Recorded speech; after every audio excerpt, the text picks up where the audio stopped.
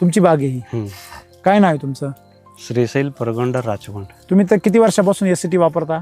ते पहिला जुना पाग 7 वर्षापासून तुमचे बंधू होते तेव्हा आम्ही आलो होतो, हा बरोबर आहे. हा.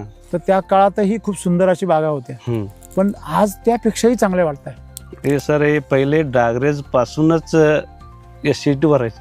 हे हे डॉक्टरेज पाचवा लावलं ते- तेव्हापासून एसटी वर हा हे 5वा वर्ष आहे ही पीक. एसटी वर आहे. हा ही सेम दरवर्षीची हीच येत असते. सेम येते. हा लोकांची सेल दरवर्षी येते का अशी आजूबाजूला परिसरामध्ये? ते एक एक वर्ष जास्त आहे, एक वर्ष कमी. एक वर्ष कमी येते, एक वर्ष जास्त येतं. हा म्हणजे त्याचं चालू आहे. कमी जास्त, कमी जास्त. एक वर्षी 20 टन निघाला का नाही, दुसऱ्या वर्षी 10 टनावर येऊन बसते. बरोबर आहे.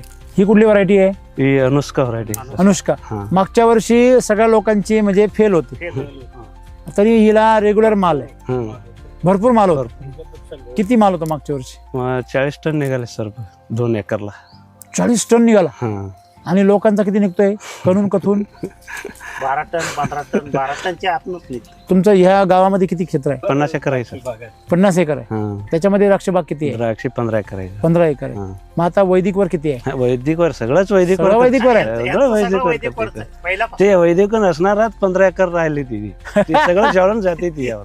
सॉइल चार्जर असल्यामुळे बाग राहणार. म्हणजे दुष्काळामध्ये लोकांच्या बागा हा गेल्या, गेल्या. जळून गेल्या. हा थोडं थोडं पाणी बोर नसणार. हा थोडं सोळ पाणी ही पाणी तेवढ्याच सोडलं तरी- पाण्यावर राहिली. हा पान ते धरले. सॉइल चार्जर होतं म्हणून राहिले. हा राहिले. अशा कंडिशन मध्ये तुम्हाला वैदिक एकदम परफेक्ट. हा परफेक्ट.